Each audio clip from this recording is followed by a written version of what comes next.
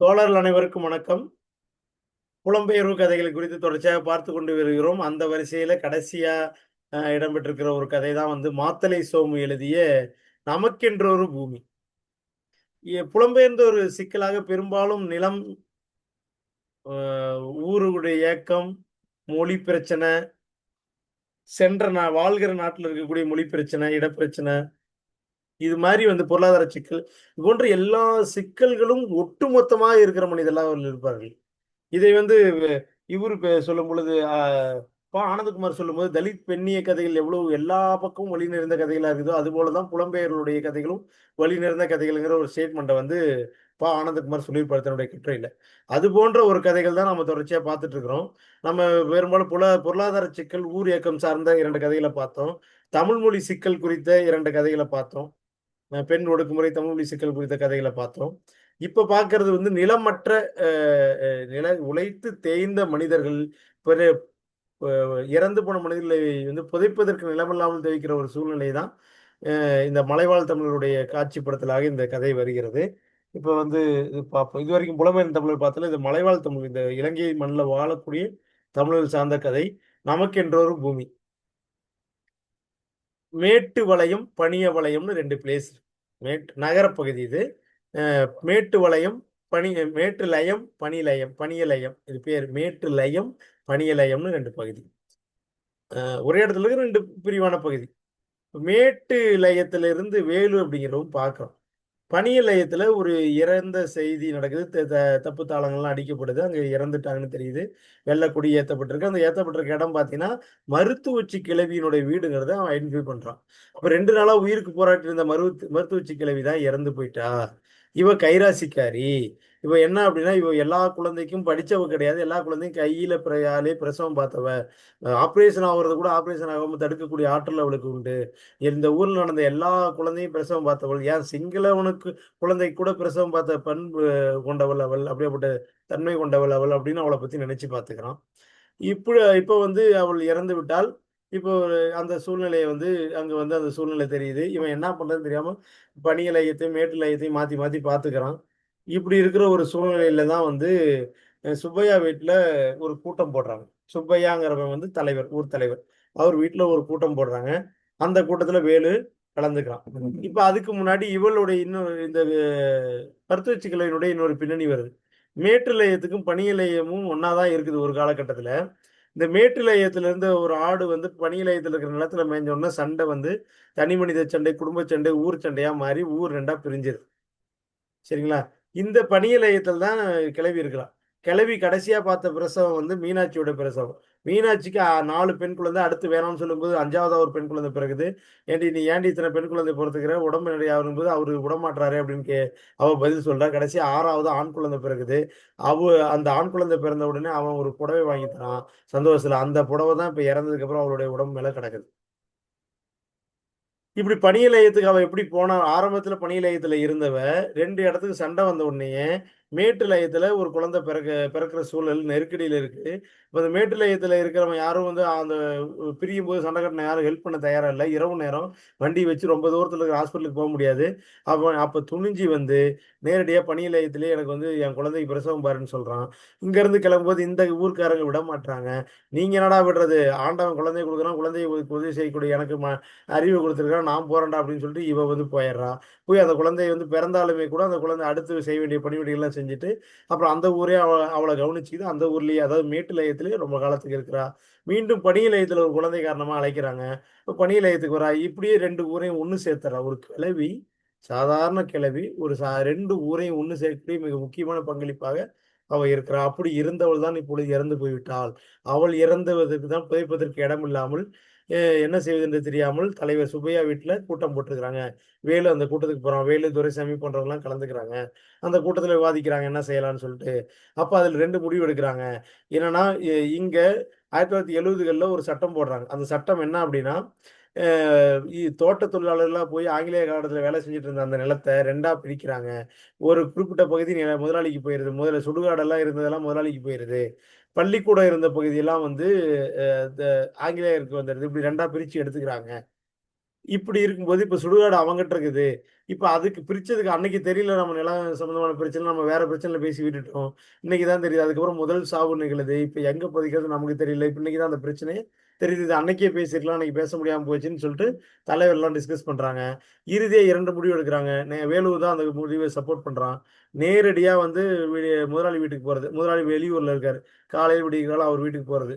அவர்கிட்ட பேசுறது. எடுபடையிலன்னா துரைமார்கிட்ட போறதுன்னு முடிவு பண்றாங்க.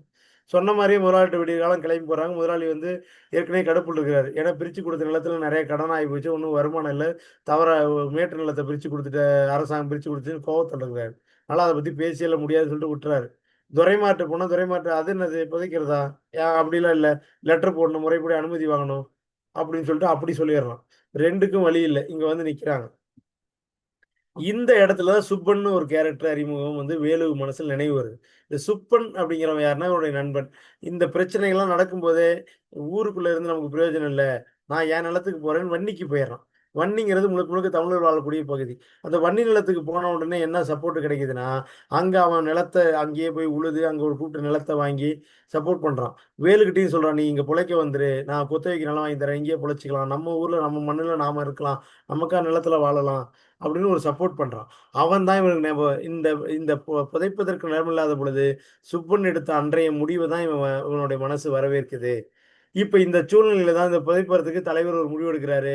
என்னன்னா, நாம வந்து இங்கே தான் புதைச்சாகணும். யார் வந்தாலும் பிரச்சனை வந்தாலும் நம்மளே மண்வெட்டி எடுத்துட்டு போயிட்டு, அங்க ஒரு காடு இருக்குல்ல, செடியெல்லாம் முளைச்சிருக்குல்ல, அந்த இடத்துல நம்ம போய் வெட்டுவோம், புதைப்போம் அப்படின்னு ஒரு முடிவுக்கு வராங்க. ஆளாளுக்கு மண்வெட்டி எடுத்துட்டு வாங்கன்னு சொல்லிட்டு எல்லாரும் மண்வெட்டி எடுத்துட்டு போறாங்க.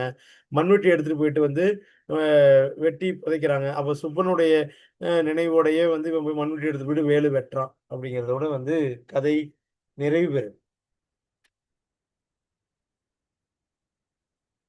நமக்குன்னு ஒரு பூமி வேணுமில்ல, உடனே வா! வேலு ஆவேசத்தோடு மண்வெட்டியை ஓங்கத் தொடங்கினான். நமக்குன்னு ஒரு பூமி வேணுங்கிற அந்த குரல் இருக்குல்ல, அந்த குரல சுப்பனும் சொல்றான்.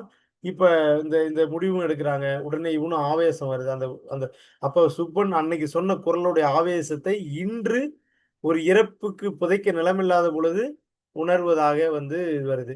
இந்த புதைக்க நிலம் இல்லன்னு சொல்லும்போது, அங்க இருக்கிற ஒப்பாரியில கூட அதுதான் வந்து பாடலா வருவதாக நம்ம பார்க்கிறோம். அப்ப ஆக மொத்தம் வந்து உழைக்கிற கூலிகளுக்கு நிலம் சொந்தமில்லைங்கிற அந்த ஒற்றை வரிய தான் வந்து அடிநாதமா கொண்டு இந்த கதை எழுதப்படுது. ரொம்ப காலமா தோட்ட தொழில்ல வேலை செய்றவங்க. அந்த வேலை செஞ்சவங்களுக்கு ஒரு இறந்து போன பிதைக்க நிலம் இல்லைன்னா எவ்வளோ பெரிய கொடூரம் அது. இப்ப நமக்குன்னு ஒரு பூமி வேணுங்கிற அந்த உணர்வை விதைப்பதாக இந்த கதை வந்து முடியுது. நமக்குன்னு ஒரு சொந்த நிலம் இருந்தால் இந்த சிக்கல் வராது. சுப்பன் அந்த நிலத்தை உருவாக்கிக் கொண்டான். இதுபோல் நாம் ஒவ்வொருவரும் அந்த நிலத்தை உருவாக்கிக் கொள்ள வேண்டும். நாம் நகரத்தில் இருப்பதை விட நாம் நம் அ க சொந்த தேசத்திற்கு போய் நம்மளுடைய தமிழ் தேசத்திற்கு போயி, நமக்கான நிலத்தை உருவாக்கிக் கொள்ள வேண்டுங்கிற எண்ணத்தை வேலு கதாபாத்திரத்திற்குள் விதைப்பதாக, அந்த வேலு கதாபாத்திரத்தின் வழியாக எல்லா அ ம நகர மாந்தர்களுக்குள்ளேயும் விதைப்பதாக இந்த கதை நகர்கிறது. அப்ப வாழ்வதற்கு பூமி வேண்டும். இது ஏற்கனவே சொந்த நிலத்தில வாழ்வதற்கு இது சிக்கல் இல்ல. அகதிகளா நாட்ட விட்டு நாடு போய் வாழக்கூடியவனுக்கு தான் இந்த சிக்கல் இருக்கு. இவன் தமிழ் தேசத்திலிருந்து அகதியா போனவன் தான் மலைவாழ் தேச மக்கள். இப்ப அகதிகளா வாழக்கூடியவங்களுக்கு இருக்கக்கூடிய சிக்கல் என்பது நிலச்சிக்கல். முன்னாடி பார்த்தது போல மொழி சிக்கல். அதற்கு முன்னாடி பார்த்தது போல வந்து பொருளாதார சிக்கல். இதெல்லாம் வந்து அடிப்படையா நீக்கமற நிறைந்திருக்கிற சிக்கல்கள். இந்த சிக்கல்கள வந்து கடக்காமல் ஒரு அகதி வந்து வாழ முடியாது. இந்த சிக்கல் கடக்காமலே கூட அவன் வாழ்வு முடிந்து போயிடும். அந்த சிக்கலுக்குள்ளேயே கூட முடிந்து போயிடும். நம்ம பார்த்த கதைகள் எல்லாத்துலயுமே அந்த சிக்கல் வெற்றி அடைந்ததா இல்ல. ஊரின் ஏக்கம் நிறைவேறாமலே இருக்குது. பொருளாதார சிக்கல் தீர்வடையாமலே இருக்குது. தமிழ் இது என்னது ஆணாதிக்கம் அப்படியே தொடர்ந்துகிட்டே இருக்குது. மொழி சிக்கல் வந்து த என்னது தாய்மொழிய அடுத்த ஜெனரேஷனுக்கு கடத்துவதில சிக்கல் அப்படியே தொடருது. இது எல்லாமே அகதிகளா வாழக்கூடிய ஒரு மனித சமூகம், சிக்கலோடையே பிறந்து, சிக்கலோடையே வளரக்கூடிய ஜெனரேஷன் தொடர்ந்தாலும், அடுத்தடுத்த தலைமுறை தொடர்ந்தாலும், சிக்கல்கள் முடிவை நோக்கி நகரவில்லை அப்படிங்கிறத, இந்த நிலச்சிக்கல், மொழிச் சிக்கல், பொருளாதார சிக்கல், அ ஊருக்கு வர வேண்டுங்கிற அந்த ஏக்கம் சார்ந்த சிக்கல், இது எல்லாம் வந்து இருக்கிறத வந்து இதுவரைக்கும் பார்த்த அந்த 4, 5 கதைகள் வழியாக நம்ம வந்து உறுதிப்பட தெரிவிக்க முடிகிறது. ஒட்டுமொத்தமாக நாம் இப்படி சொல்லலாம். புலம்பெயர்ந்தோர் அப்படிங்கிறது தனி திணை வகை என்று சொல்வார்கள். புலம்பெயர்ந்தோர் இலக்கியம் என்பது தலித் இலக்கியம், பெண்ணி இலக்கியம் போல ஆனந்தகுமார் சொல்றார்ல, அதுபோல வழி நிறைந்த இலக்கியமாக இருக்கிறது. இந்த வழி நிறைந்த இலக்கியத்தை தன்னுடைய எழுத்துக்களில், தன்னுடைய உணர்வுகளில், தன்னுடைய பாத்திர வார்ப்புகளில் ஒவ்வொரு எழுத்தாளர்களும் கொண்டு வர முனைகின்றனர் அப்படிங்கிறத நாம பார்க்க முடியுது. ஆக மொத்தம் அவர்களுக்கு மற்றவர்களுக்கு இல்லாத எல்லா சிக்கலும் நிறைந்திருக்கிற மனித கூட்டமாக அவர்கள் மாறிப் போகிறார்கள். அ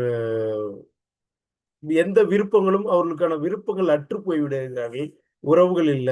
கண்ட தேச ஒரு நிலையான வாழ்வு இல்ல. நிலையான இடம் இல்ல. நிலம் இல்ல. மொழி மொழி என்ன சொல்றது? அ மொழியை வந்து வேறு உ தன் தாய்மொழியை தொடர முடியாத நிலை. வேறு மொழியை கற்றாக வேண்டிய நெருக்கடி. அ தன் விருப்பத்தை நிறைவேற்றிக் கொள்ள முடியாத நிலை. சொந்த பந்தங்களோட இறப்புகள்ல கூட பங்கேற்க முடியாத நிலை. இப்படி வந்து பொருளாதாரத்தை நிவர்த்தி செய்ய முடியாத கொடூரமான நிலை. இப்படி இப்படி சொல்லிக்கொண்டே போகலாம். இப்படி ஒட்டுமொத்த அ எதிர்மறை எ எதிர்மறை கேரக்டர்ஸாவே இந்த கதைகள்ல இருக்கிறது. காரணம் அவர்களுடைய வாழ்வியலே அகதித்தன்மை கொண்டதாக இருக்கிறது. அவர்களுடைய மனமே அந்நியத்தன்மை கொண்டதாக இருக்கிறது. பிசிக்கலா மட்டும் பௌதீக நிலையில மட்டும் அந்நியத்தன்மை கொண்டதல்ல அவர்களுடைய வாழ்வியல். அவருடைய மனங்களே அந்நியத்தன்மை கொண்டதாக இருக்கிறது. சொந்த தேசத்திலிருந்தும், சொந்த மொழியிலிருந்தும், சொந்த பண்பாட்டிலிருந்தும், சொந்த உறவுகளிடமிருந்தும் அந்நியப்பட்ட ஒரு வாழ்நிலையை வாழ்கிற மனிதர்களாக இந்த அகதிகளுடைய வாழ்நிலை இருக்கிறது.